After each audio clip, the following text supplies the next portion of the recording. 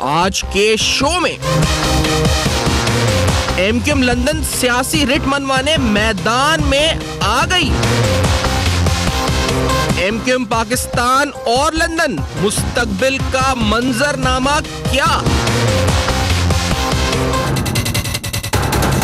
London में बैठे हुए उनका मकसद सिर्फ और सिर्फ एमक्यूएम पाकिस्तान को कमजोर करना है, उसको नुकसान पहुंचाना है। बेदर पे असले की बड़ी खेप का पकड़े जाना, इशारा क्या? इतने बड़े इल्जाम लगे थे कि पूरी की पूरी मुत्तहिदा कौमी मूवमेंट ने अपने बानी से अपने आप को डिसोसिएट कर दिया। लंदन से कारकुनान को बरकरार रहे, मैं उनसे दरख्वास्त करूंगा वासी जलील से कि वो आए पाकिस्तान और पाकिस्तान आकर खड़े हों अपने कारकुनान के साथ। हम भी उनके साथ खड़े हो जाएंगे, खड़े तो हों पाकिस्तान आके। रहमान बोला कि इंकिशाफात किस किस का राज फाश करेगा। खौफनाक हादसात तहकीकाती कमीशन क़याम से हासिल क्या? अस्सलाम वालेकुम। पसे पर्दा हक़ाइक़ सनसनीखेज़ इंकिशाफात प्रोग्राम बेनकाब में हूँ आपके साथ सैफान खान। प्रोग्राम में सब में पहले कराची की सियासी सूरत हाल, मुल्क की मजमूई सूरत हाल पनामा केस से मुतल्लिक बात ज़रूर करेंगे, लेकिन कराची की सियासी सूरत हाल, अजीज़ाबाद में जो सूरत हाल हमने देखी जब एमक्यूएम लंदन अपनी पॉलिटिकल स्पेस को रीऑक्युपाई करने की कोशिश करती हुई नजर आई, बज़ाहिर उस रिट को मनवाने की कोशिश करती हुई नजर आई, सियासी पावर शो करती हुई नजर आई। आज उनके कारकुनान सड़कों पर नजर आए। उन्होंने रेंजर्स के सामने, जब रेंजर्स रोक रही थी तो उन्होंने कोशिश करी कि वह हद अबूर कर जाने की कोशिश करे, यादगार शौदा वहां फातह ख्वानी कर सके, या फिर उनकी जानिब से रोड को भी, ट्रैफिक को भी बंद किया गया, पुलिस की जानिब से लाठीचार्ज हुआ। कशीदा सूरत हाल न सिर्फ कराची शहर में बल्कि हैदराबाद में भी देखी गई, जहां बाज़ जगह हमने देखा कि इस तरह के कशीदगी के वाकयात हमें नजर आए। बहुत से नाकदीन, बहुत से तज्जियाकार एक्सपेक्ट कर रहे थे कि शायद ये कुछ दिन में होने वाला है, लेकिन क्या ये बहुत जल्दी हो गया और इसके असरात क्या दूररस होंगे, इसके असरात क्या लॉन्ग टर्म होंगे? क्या पॉलिटिकल सिचुएशन दोबारा चेंज होने जा रहा है? लैंडस्केप कराची का, सियासी सूरत हाल पर इसका क्या फर्क पड़ेगा? प्रोग्राम के अंदर हम ये जानेंगे। इसके साथ साथ हालिया दिनों में होने वाले हादसात पर बात होगी, बिलखुसूस जिस तरह जहाज गिरा, उस जहाज गिरने के बाद तहकीकात का अमल कितना स्लो होगा, कितना इस वक्त उसको जरूरी है कि जल्द से जल्द मुकम्मल किया जाए। रुफका भी एहतजाज कर रहे हैं, आखिरकार वो अमल कब पूरा होगा? पनामा केस पर आज होने वाली डेवलपमेंट पर भी प्रोग्राम में कुछ अहम चीजें बेनकाब करेंगे। मैं प्रोग्राम स्टार्ट करते हुए इंट्रोड्यूस कराता चलूं, सरदार नबील कपोल साहब मुमताज सियासतदान है, प्रोग्राम में ज्वाइन कर रहे हैं कराची से। कराची और मुल्क की मजमूई सूरत हाल पर गहरी नजर रखते हैं। नबील कपोल साहब, बहुत शुक्रिया, प्रोग्राम में आपने ज्वाइन किया।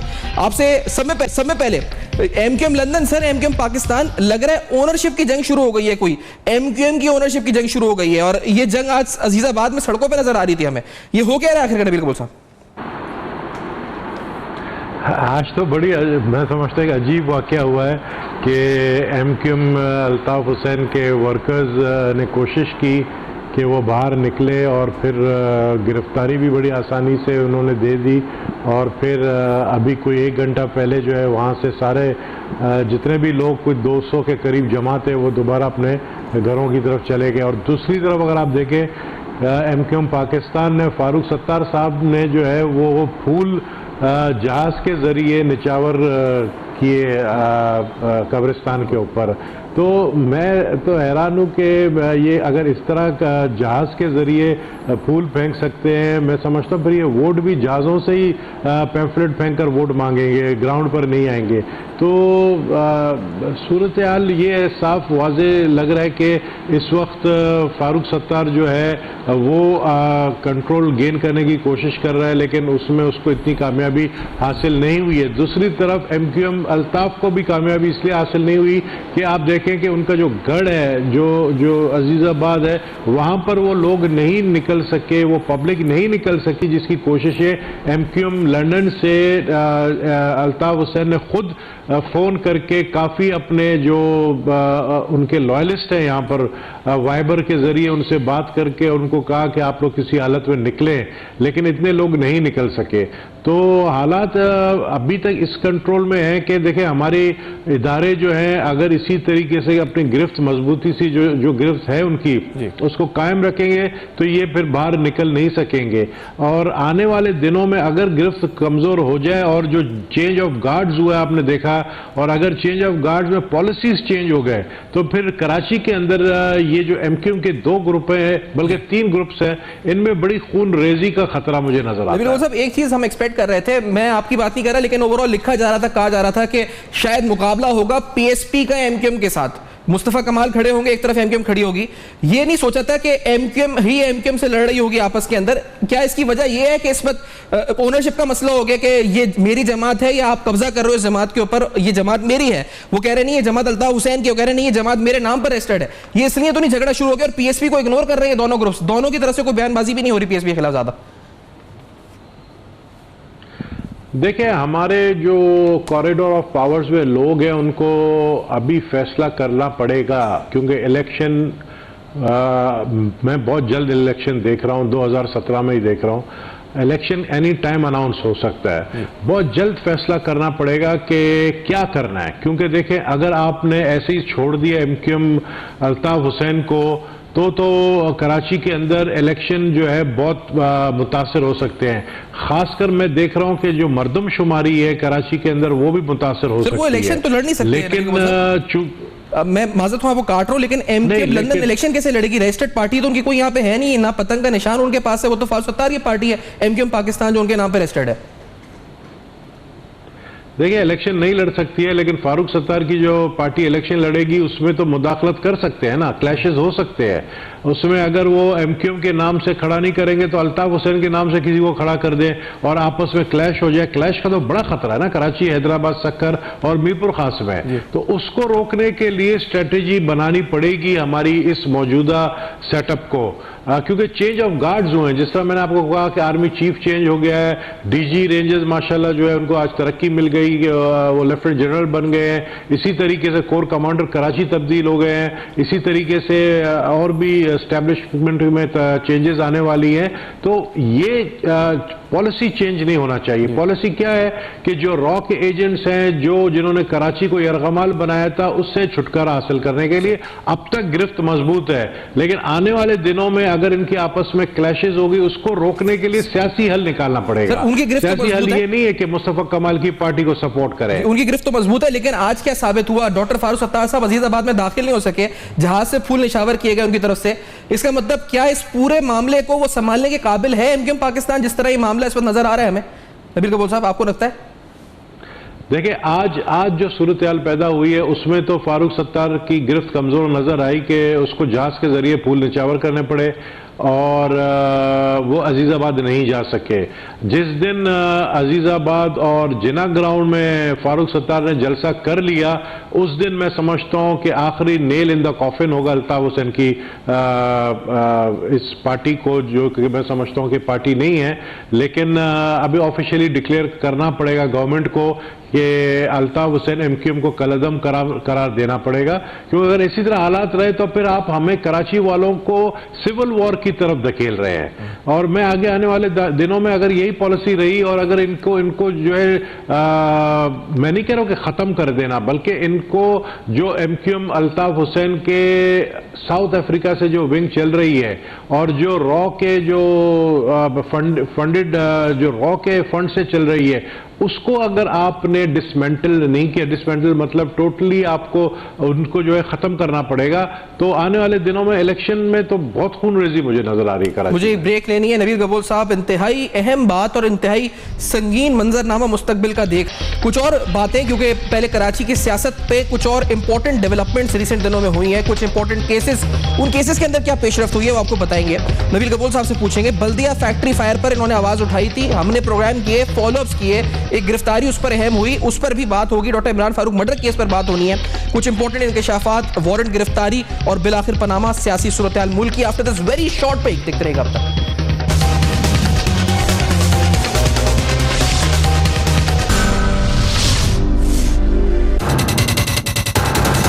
लंदन में बैठे हुए उनका मकसद सिर्फ और सिर्फ MQM पाकिस्तान को कमजोर करना है, उसको नुकसान पहुंचाना है। पॉलिटिकल पार्टी अगर कोई काम करती है तो सुबह 7 बजे से 6 बजे फजर के बाद से लेके मगरिब तक, इशा तक काम करेगी ना। अगर कहीं दफ्तर में सुबह 3 बजे 2 बजे मीटिंग्स होती रहे और उसमें कुछ और बड़े मेजर किस्म के इल्ज़ाम लगे थे। इतने बड़े इल्ज़ाम लगे थे कि पूरी की पूरी मुत्तहिदा कौमी मूवमेंट ने अपने बानी से अपने आप को डिसोसिएट कर दिया। लंदन से कारकुनान को बरकरार रहे, मैं उनसे दरख्वास्त करूंगा वासे जलील से कि वो आए पाकिस्तान, और पाकिस्तान आकर खड़े हों अपने कारकुनान के साथ, हम भी उनके साथ खड़े हो जाएंगे। खड़े तो हों पाकिस्तान आके। Welcome back. आप देख रहे हैं बेनकाब सूरत हाल कशीदा हुई अजीजाबाद में। क्या सरप्राइज था, शॉकिंग था, या होना था। 9 दिसंबर को दोनों जमातों की तरफ से ऐलान हुआ था। एक ने फिर उसको PIB कॉलोनी में यौम शौदा मनाने का फैसला किया, शौदा यादगार शौदा पर जाने का फैसला ना किया, और दूसरी जमात वहां गई और वहां जाके कुछ क्लैशेस हुए। सूरत हाल हैदराबाद में भी कुछ कशीदा हुई। इस सूरत हाल से पहले बैकग्राउंड में क्या हुआ, पस मंजर में MQM पाकिस्तान और लंदन के लीडरान के दरमियान बयान का तबादला हुआ। MQM पाकिस्तान ने, इससे पहले MQM लंदन ने अपने MNA से कहा था कि आप इस्तीफा दे दें, अगर आप कायद अल्ताफ हुसैन साहब से आप अगर अभी भी इस वक्त वफादारी रखते हैं तो आप फौरी तौर पे मुस्ताफी हो जाए। सिर्फ एक MNA ने इस्तीफा दिया था, सुफियान यूसुफ ने। लेकिन फिर अली रजा आब्दी साहब के बारे में रीसेंट फैसला आया MQM पाकिस्तान का, उनको पार्टी से हटाया गया, और इसके पीछे कहा यह गया सोर्सेज की तरफ से कि ये पहले इस्तीफा दे चुके थे, MQM लंदन को भिजवा चुके थे, लेकिन इनको MQM लंदन की तरफ से पैगाम ये मिला था कि आप काम करते रहे। ये वो स्टोरी है जो हमें पता है, लेकिन नबील कबूल साहब को शायद ज्यादा पता हो लाजमी। नबील कबूल साहब, जो MQM के अंदर, MQM पाकिस्तान के अंदर क्या कुछ आपको लगता है ग्रुप्स बन रहे हैं, या ऐसे अली रजा आब्दी ऐसे बहुत से साइलेंट सपोर्टर्स हैं अल्ताफ हुसैन साहब के जो बैठे हुए? हाँ, बिल्कुल आपने दुरुस्त कहा, साइलेंट सपोर्टर्स तो मौजूद हैं MQM पाकिस्तान में, और वो परेशान भी हैं और घबराए हुए भी हैं, और कुछ जिनसे मेरी मुलाकात है वो खुश भी बहुत है कि कम से कम हम रातों को सो सकते हैं। वरना पहले तो अल्ताफ हुसैन अपने हर MNA को जो है हर 2 घंटे बाद नींद से उठाता था, और अगर जो कोई काम पे नहीं पहुंचता था तो उनको जो है बुरी बुरी गालियां भी देता था फ़ोन पर। खुद मुझे MNAs बताते हैं, मैं मिलता रहता हूं उनसे। लेकिन आपने सच कहा कि कुछ ऐसे हैं जो कि अभी तक उनकी हमदर्दियां हैं, लेकिन वो अभी हालात को देखकर खामोश हैं। तो मैं यही कहना चाह रहा हूं कि देखिए, हमारी गवर्नमेंट जो भी ये हुआ है MQM के खिलाफ, जो पाकिस्तान के खिलाफ अल्ताफ हुसैन ने जो बातें की हैं, उसके बाद से एक्शन हुआ है, तो ये टेम्पररी जो है ना, इसको कोई पैरासिटामोल गोली का इलाज के जरिए इस सर के दर्द को खत्म नहीं करना है। इसको बाकायदा जो सर के अंदर ब्रेन ट्यूमर है, उसको सर्जरी के जरिए निकालना पड़ेगा। अगर आपने ब्रेन ट्यूमर को नहीं निकाला तो ये 2018 के इलेक्शन में कैंसर की सूरत इख्तियार कर लेगा, जिससे बहुत ही नुकसान हो सकता है। तो मैं समझता हूं कि ये टेम्पररी सोल्यूशन है। ये जो आज हम देख रहे हैं, ये आप देखेंगे जहां जहां MQM पाकिस्तान के लोग जा रहे हैं, वहां पर इलाके में उनको जो है रेजिस्टेंस का सामना करना पड़ रहा है। अब तो मैं तो बार बार ये कह चुका हूं, आपके शो में कुछ मैंने बातें की थी, मैंने जिस तरीके से जो मॉडल टाउन फैक्ट्री का, जो बल्दिया टाउन फैक्ट्री का जो मैंने केस लड़ा है, बल्दिया टाउन फैक्ट्री का, उस पर भी मैंने आपको कहा था कि गिरफ्तारियां होंगी। और अभी मैं आपको ये भी कह रहा हूं कि मुझे बहुत खतरा नजर आ रहा है MQM के जो पाकिस्तान के MNAs हैं और लीडर्स के लिए खतरा नजर आ रहा है, क्योंकि हुकूमत की तरफ से वो सिक्योरिटी नहीं है इनको जो मिलनी चाहिए, क्योंकि उन्होंने अपनी जान हथेली पे रखकर वो अल्ताफ के खिलाफ जो है सड़कों पर निकल रहे हैं। तो किसी भी वक्त कुछ भी हो सकता है, और मैं बार बार कह चुका हूं ये खतरा तो सिक्योरिटी का सानिया हो सकता है। लेकिन नबील कबूल, आपको क्या लगता है कुछ ऐसे लोग, और जैसे आप कह रहे हो बहुत से साइलेंट सपोर्टर्स होंगे, नाम ऐसे हैं कुछ, क्योंकि ये कहा जा रहा है कि अली रजा साहब के राब्ते में दीगर रुकने कौमी असेंबली, रुकने सूबाई असेंबली भी हैं जो ऐसा फैसला कर सकते हैं MQM पाकिस्तान से अलग का इस फैसले के बाद। ऐसा लगता है आपको नबील कबूल साहब? देखिए, मौजूद जो ये अली रजा आब्दी एक बिजनेसमैन भी है, और वो इतना पॉलिटिसाइज बंदा नहीं है, वो बिजनेसमैन भी है, और मुझे समझ नहीं आ रहा है कि वो क्यों अपने आप को अपने कैरियर को और अपने फ्यूचर को और अपने आप को नुकसान दे रहा है कि वो इस तरह के बयानात अल्ताफ हुसैन के फेवर में देना या उसके साथ अटैच रहना। क्योंकि अल्ताफ हुसैन के साथ जो अटैच रहेगा वो अपने आप को नुकसान पहुंचाएगा। क्योंकि मैं बार बार कह चुका हूं, अल्ताफ हुसैन का जो कहानी है वो खत्म है। अल्ताफ हुसैन का बाप बंद हो चुका है। अभी एक फैसला कर लिया है, हमारी गवर्नमेंट की पॉलिसीज चेंज हो सकती हैं, हमारी इस्टेब्लिशमेंट की पॉलिसीज चेंज हो सकती हैं, लेकिन पाकिस्तान को नुकसान देने के लिए इंडिया से मदद लेकर उस चीज का जब प्रूव हो जाए, जो कि लोग कहते हैं जी एविडेंस लेकर आए, हर चीज का तो एविडेंस मांगते हैं, तो मैं समझता हूं कि हमारे अवाम को पता है कि जब से ऑपरेशन कामयाब हुआ है तो कराची में मेरे जैसा भी शख्स जिसको मैं प्राइम टारगेट हूं, लेकिन मैं अकेला घूमता हूं, विदाउट सिक्योरिटी घूमता हूं, तो लोगों को रिलीफ मिला है, तो लोग बर्दाश्त नहीं करेंगे कि ऐसे हालात दोबारा पैदा हों। तो बेहतर यह है कि ये जो पैनाडोल दिया गया है, पैरासिटामोल दिया गया है सर दर्द को हटाने के लिए, सर्जिकल ऑपरेशन की जरूरत है। ये एमक्यूएम लंदन वालों को इतनी हिम्मत नहीं होनी चाहिए कि वो मुदाखलत करें, क्योंकि 2018 में वैसे भी पतंग का डोर इनके हाथ में नहीं होगा। अच्छा, ये दावे फारूक सत्तार को सिक्योरिटी मिलनी चाहिए। आपने बिल्कुल सही, आपने मुतालबा किया सारे एमएनएस को एमके पाकिस्तान की सिक्योरिटी मिलनी चाहिए। सर, ये दावे कर रहे हैं कि हमारी इतनी सपोर्ट है कि अगर हम चाहें तो अपना पार्लिमानी लीडर ला सकते हैं कौमी असेंबली में, हम चाहें तो अपना पार्लिमानी लीडर ला सकते हैं सिंध असेंबली में। एमक्यूएम लंदन ये दावे कर रही है, आपको इनमें कुछ हकीकत लगती है या आपको लगता है ये ओवर एग्जैजरेटेड स्टेटमेंट है?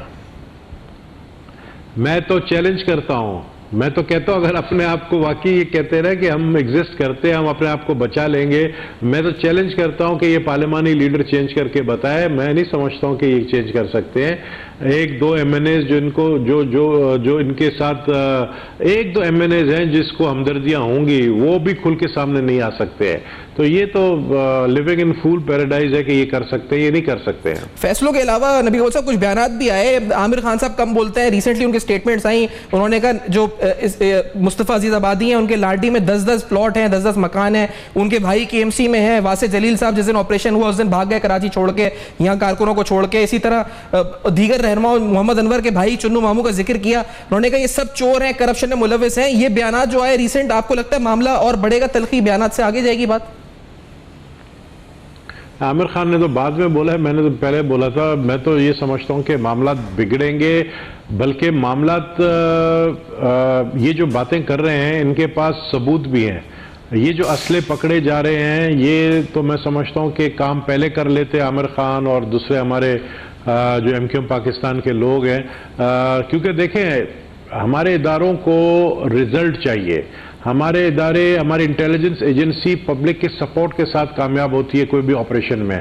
तो इस ऑपरेशन में फुली सपोर्ट इस वक्त एमक्यूएम पाकिस्तान के लोग कर रहे हैं। ये जो असले पकड़े जा रहे हैं ज़ाहिर इंटेलिजेंस रिपोर्ट्स की बुनियाद पर पकड़े जा रहे हैं। तो ये जो बातें कर रहे हैं आमिर खान को ये भी पता है कि मंथली कितने पैसे अल्ताफ हुसैन को चाइना कटिंग से जाती थी, कितने बत्ते से जाती थी, ये सब अमाउंट उनके पास लिखे हुए हैं, और उन लोगों के भी नाम लिखे हुए जो देते थे, और उन लोगों के भी नाम लिखे जो बेचते थे लंदन। तो ये इनको सब पता है। तो जो इनका जो डाई हार्ट जो क्रीम है, वो मेरे ख्याल में जो दूध से जो मलाई जो है ना, वो तो निकल गई है। अच्छा। और वो जो दूध है वो दूध भी फट गया है, मैं समझता हूँ। और वो अल्ताफ हुसैन जो है फटे हुए दूध से चाय पिए, उनकी मर्जी है। बाकी जो क्रीम है वो एमक्यूएम फारूक सत्तार के पास है। जो अच्छा, और ये जो जिक्र हुआ है मोहम्मद अनवर का, आप चुन्नू मामू और ये तमाम मामला का आपने पहले भी मेरे साथ प्रोग्राम में बातें की हैं, लेकिन सर ये इमरान फारूक मर्डर केस में इनके वारंट जारी हो चुके हैं। इन समय 2-3 मुल्जिमान के और काशिफ कामरान के, पहले मोहसिन इसमें गिरफ्तार है, मौजम गिरफ्तार है, इसमें खालिद शमीम गिरफ्तार है। ये अजीजाबाद से, चमन से कुछ गिरफ्तारियां हुई थी। मोहम्मद अनवर को लंदन से यहाँ लाया जाएगा कि इमरान फारूक मर्डर केस में ऐसा हो सकता है, या फिर हम बहुत ज्यादा पॉलिटिकल विशफुल थिंकिंग है ये कि ऐसा होगा कि उनको लंदन से यहाँ लाया जाए इंटरपोल के जरिए, जैसे रहमान भोला को लेकर आया गया था? देखिए, मोहम्मद अनवर के पास ब्रिटिश नेशनलिटी है। मुझे नहीं पता है कि ब्रिटिश और पाकिस्तान गवर्नमेंट के बीच में एक्सट्रेडिशन की लॉ है कि वो अपने ब्रिटिश नेशनल को हवाले करे पाकिस्तान को। ये एक बहुत बड़ा एक लीगल हिच जो है बीच में आ रहा है, इंक्लूडिंग बीच में तो चौधरी निसार ने अल्ताफ हुसैन के लिए भी जो है कोशिशें की थी कि कुछ केसेस उनके ऊपर हैं जिसके ऊपर उनको पाकिस्तान के हैंड ओवर किया जाए, जो कि मैं समझता हूं, जो मेरे नॉलेज के मुताबिक ब्रिटिश गवर्नमेंट ने वो टर्न डाउन किया क्योंकि वो ब्रिटिश नेशनल है। तो ये लीगल हिच है उनको कि मोहम्मद अनवर को लेकर आए। लेकिन उनके जो देखें, आप किसी भी ऑर्गेनाइजेशन को खत्म करना चाहते हैं, जो बैंड ऑर्गेनाइजेशन हो या जो टेररिस्ट ऑर्गेनाइजेशन हो, तो उनकी फंडिंग को बंद करें। उनकी जो पाइपलाइन है फंडिंग की उसको बंद करें, जो कि बंद हो चुकी है। तो इसलिए वो परेशान है। वो जो कहते हैं ना कि लंदन में बैठे हम भूखे मर रहे हैं, हमें जो है अपने फोन के बिल के पैसे नहीं है हमारे पास, जो कि पिछले दिनों ये एमक्यूएम लंदन वाले कह रहे थे, ये हकीकत है। क्योंकि इनके जो फंडिंग पाकिस्तान से जा रहे थे वो बंद हो गया। अब इनके पास एक ही जरिया रह गया फंडिंग का, वो है इंडिया से जो रॉ इनको देती है, उससे वो पूरा वो चला रहे इंटरनेशनल एमक्यूएम इंटरनेशनल जो है। ठीक है नबील, मुझे ब्रेक लेनी है। ब्रेक के बाद जो जिस केस को आपने कहा कि आपने फाइट किया उसके लिए बैटरी फायर, उसमें अहम गिरफ्तारी हुई, उस हवाले से कुछ अहम बातें आपसे पूछेंगे कि क्या क्या रहमान बोला बहुत से राजों का अमीन है कहा जा रहा है, वो कौन कौन से राज हैं जो वो फाश कर सकता है, किस किस के नाम है जो वो ले सकता है, और कौन सी बड़ी गिरफ्तारी है जो इसके बाद हो सकती है प्रॉबली, और उसके साथ मुल्क की सियासत। After this very short break देखते रहेगा।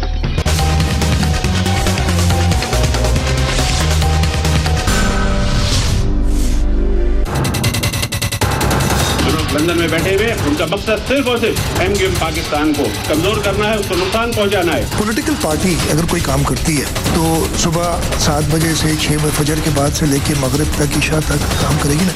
अगर कहीं दफ्तर में सुबह 3 बजे 2 बजे मीटिंग्स होती रहे और उसमें कुछ और बड़े मेजर किस्म के इल्ज़ामात लगे थे, इतने बड़े इल्ज़ाम लगे थे कि पूरी की पूरी मुत्तहिदा कौमी मूवमेंट ने अपने बानी से अपने आप को डिसोसिएट कर दिया। लंदन से कारकुनान को बरकला रहे, मैं उनसे दरख्वास्त करूंगा वासे जलील से कि वो आए पाकिस्तान, और पाकिस्तान आकर खड़े हों अपने कारकुनान के साथ, हम भी उनके साथ खड़े हो जाएंगे। खड़े तो हों पाकिस्तान आके। वेलकम बैक, आप देख रहे हैं बेनकाब। बेनकाब में हम सवाल उठाएंगे बल्दिया के हवाले से, सानिया बल्दिया के हवाले से 250 से ज्यादा जानों का ज़िया जल गई जिंदा, और इसके साथ आज तक ये पता नहीं चल सका कि आग लगाई गई, आग खुद लगी, और ये जो मुल्जिमान गिरफ्तार हुए इनकी JITs पर JITs आई, जुबैर उर्फ चरिया की JIT आई, रिजवान कुरैशी की JIT आई, उन JIT के अंदर उसने हम्माद सिद्दीकी का नाम लिया, रहमान उर्फ बोला का नाम लिया जो थाईलैंड से गिरफ्तार हुआ, और इस गिरफ्तारी के बाद और क्या गिरफ्तारी हो सकती है रहमान उर्फ बोला के। नबील कपूर साहब, बड़ी गिरफ्तारी है, बंदा यहाँ से निकला दुबई, दुबई से मलेशिया, मलेशिया से थाईलैंड, वो पाकिस्तानी वीजा पे ट्रैवल करता रहा बड़े मजे से, जब उसके नाम JITs में आ रहे थे। अब पाकिस्तान आएगा, क्या नाम लेगा? आपको लगता है बड़े नाम है, बड़े राज है इसके सीने में, लगता है बड़े नाम ले सकता है? नहीं, ये तो JIT से पहले ही क्लियर है कि पहले ही कह चुके हैं दूसरे जितने भी इसमें पकड़े गए हैं, और रहमान बोला जो है वो आखिरी शख्स था जिसके लिए कहा जाता था कि वो खुद मौजूद था और आग भी उसने लगाई। तो उसने ऑलरेडी थाईलैंड में अपना स्टेटमेंट दे दिया है कि अल्ताफ हुसैन ने डायरेक्टली उसको कॉल करके कहा कि तुम्हारे सेक्टर से जो 5 करोड़ रुपए आने थे वो क्यों नहीं आए, और मुझे आज की तारीख में मिलने चाहिए, नहीं तो जला दो जो भी हो, मुझे जो है पैसे चाहिए। फिर जो है आपके ये रहमान बोला ने 90 में जाकर जिन लीडरों से मीटिंग की, एक तो PSP में चले गए, एक MQM पाकिस्तान में है। अब देखना ये है कि जिस रहमान बोला स्टेटमेंट में जिन लोगों का नाम लेगा उनके खिलाफ कार्रवाई होती है नहीं होती है। अब जो हम्माद सिद्दीकी है, हम्माद सिद्दीकी भी वो रेंज से बाहर नहीं है, रेंज के अंदर ही है, वो किसी वक्त भी सामने आ सकता है। होना ये चाहिए कि ये जब वापस आए तो इनकी JIT जो है वो अगर कार्रवाई मजीद नहीं कर सकते इनके खिलाफ के जो लोग जिनके नाम लिए जा रहे हैं, तो कम से कम आवाम को तो हकीकत बताए कि ये जो 260 गरीब मजदूर जलाए गए किसके कहने पर जलाया गया। तो मैं समझता हूं कि ये वाज़ेह है, और वो खुद कह चुका है थाईलैंड में भी कि अल्ताफ हुसैन ने डायरेक्टली उसको कॉल की है। सही सर, वो कह चुका है। आपको इस केस के साथ साथ इमरान फारूक मर्डर केस का क्या लगता है नबील कपूर साहब? ये बहुत ज्यादा यहाँ पे बयानात आए, आपने चौधरी साहब का जिक्र किया, बरतानिया की हुकूमत, पाकिस्तान की हुकूमत, दोनों आपको लगता है गैर संजीदा है केस को लेकर? मामला ऐसी रहेगा, पॉलिटिकल शोमैनशिप, बातें स्टेटमेंट से सद तक रहेंगी, आगे नहीं बढ़ेगा मामला, या कुछ बढ़ेगा आपको लगता है मामला? देखिए, पाकिस्तान तो कोशिश कर रहा है, एक हद तक कोशिश कर रहा है, आधी हुकूमत पाकिस्तान की कोशिश कर रही है, पूरी नहीं कर रही है। नवाज शरीफ साहब इतने इंटरेस्ट नहीं ले रहे हैं जितना चौधरी निसार इंटरेस्ट ले रहे हैं, लेकिन वो वहाँ पर इंग्लैंड में जाकर जो है ना बेबस हो जाते हैं कि जिस तरह मैंने पहले भी बार बार कहा है कि ये यूनाइटेड किंगडम की जो गवर्नमेंट है उनके स्टेक्स जो है वो इंडिया के साथ ज़्यादा उनकी इंटरेस्ट है, क्योंकि इंडिया के साथ उनकी ज़्यादा बिजनेस है, इकॉनमी ज़्यादा इंडिया से उनकी चल रही है। पाकिस्तान में वो इतना इंटरेस्ट नहीं लेते हैं। तो पाकिस्तान, और अभी आजकल आपको पता है जो इंटरनेशनल सूरत हाल है उसके तहत जो वेस्टर्न एलाइज हमारे कभी हुआ करते थे वो आजकल हमारे से नाराज भी हैं, खुश नहीं हैं, CPEC के वजह से खासकर। तो मुझे नहीं लगता है कि वहाँ पर यूनाइटेड किंगडम जो है वो कोई अल्ताफ हुसैन के खिलाफ कार्रवाई करेगी, क्योंकि वो उसका नेशनल भी है। जिस तरह मनी लॉन्ड्रिंग केस में, यानी मैं आपको मिसाल दूं कि मेरे एक जानने वाले ने किसी को एक को फोन पर सिर्फ इतना कहा कि तुमने मेरे से 10,000 पाउंड लिया, अभी तक वापस नहीं किया, मैं तुम्हें देख लूंगा, तो उसको 5 साल कैद हो गई, क्योंकि उससे रिकॉर्डिंग कोर्ट में पेश कर दिया। ये शख्स वहां से बैठकर, जिसकी रिकॉर्डिंग्स मौजूद हैं सारे एजेंसी के पास, MI6 के पास, सबके पास जितनी इंटेलिजेंस है, वहां पे बैठकर यहाँ किलिंग करा रहा है, तो उसके खिलाफ कोई कार्रवाई नहीं हो रही है। ना मुझे आगे नजर आ रहा है कि यूनाइटेड किंगडम अल्ताफ हुसैन के खिलाफ कार्रवाई करेगा। अब जो भी कार्रवाई होगा वो अल्लाह की तरफ से होगा, और वो कब होगा उसके इंतजार में सब बैठे। सर, एक इंतजार और है नबील कबूल साहब, पाकिस्तान में, और ये मामला क्योंकि एहतसाब की बात हो रही है तो एहतसाब से ही मुंसलिक है। ये जहाज गिरता है पाकिस्तान में, वो प्राइवेट एयरलाइन का गिरे या PIA का गिरे, जब गिरता है उसके 1 साल के बाद इंटरनेशनली रिपोर्ट आती है। यहाँ वुरसा आज भी एहतजाज कर रहे हैं, रिपोर्ट आने में एविएशन एक्सपर्ट कहते हैं 1 साल लगता है तहकीकात होने में, लेकिन ये हादसा होते रहते हैं, ये इंटरनेशनल होते हैं, लेकिन पाकिस्तान में PIA के साथ ज्यादा होते हैं। इत्तेहाद एयरवेज में इतने नहीं होते, एमिरेट्स में इतने नहीं होते, ब्रिटिश एयरवेज में इतने नहीं होते।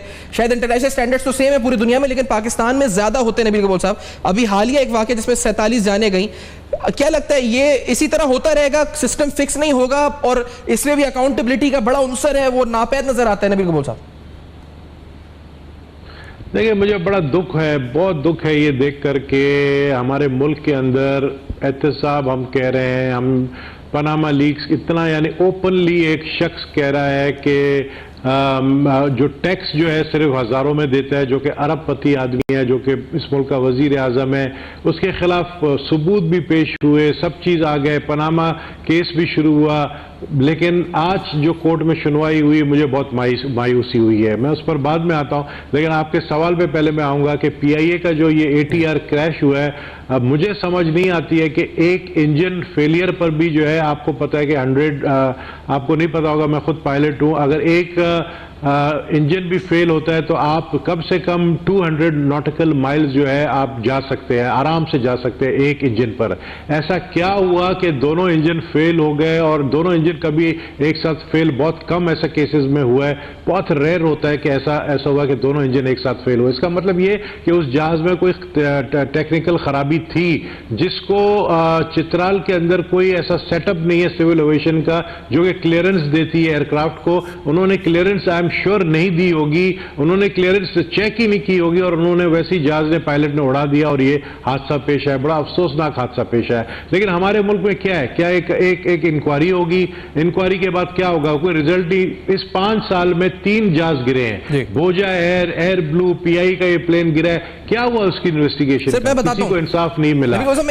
सर, इन रिपोर्ट्स में ये हुआ, एयर ब्लू की रिपोर्ट आई, उसमें कहा गया कि पायलट को ये कहा गया कि आपको इंस्ट्रक्शंस दिए जा रहे हैं, पायलट मुसलसल कंट्रोल रूम के इंस्ट्रक्शंस को फॉलो नहीं किया, उसने उसके खिलाफ जाता रहा। भोजा एयरलाइन में भी यही रिपोर्ट आई कि पायलट को यह कहा गया कि यह वक्त लैंडिंग का नहीं है, आपको लैंड नहीं करना, लेकिन कंट्रोल रूम के डायरेक्शंस को पायलट ने फॉलो नहीं किया, लिहाजा पायलट की गलती की वजह से यह हुआ। ये हमने देखा है, जो रिपोर्ट 2 आई है जहाजों की, उनमें दोनों में, और तीसरी मुल्तान के अंदर फोकर का जो क्रैश था, उधर भी यह कहा गया कि पायलट एक इंजन को रिवाइव करने में लगा रहा, उसका फोकस उधर चला गया, दूसरे इंजन को उसने देखा ही नहीं और जहाज गिर गया, गलती पायलट की थी। तीनों में गलती कहा गया पायलट की थी। नबील साहब, ऐसा कभी नहीं होता है, ऐसा कभी नहीं होता है। मैं इस पे कह रहा हूँ बार बार, मैं खुद फ्लाइंग करता हूँ, मुझे पता है जब हमें पायलट को जब टावर अगर एक इंस्ट्रक्शन दे तो पायलट ऐसा हो नहीं सकता कि वो फॉलो ना करे उस इंस्ट्रक्शन को। अपने आप को बचाने के लिए जाहिर है जो टावर में बैठे हुए वो एम्प्लॉय किसके, वो गवर्नमेंट के, वो सिविल एविएशन के एम्प्लॉय हैं, वो कैसे मानेंगे कि हमारी गलती है?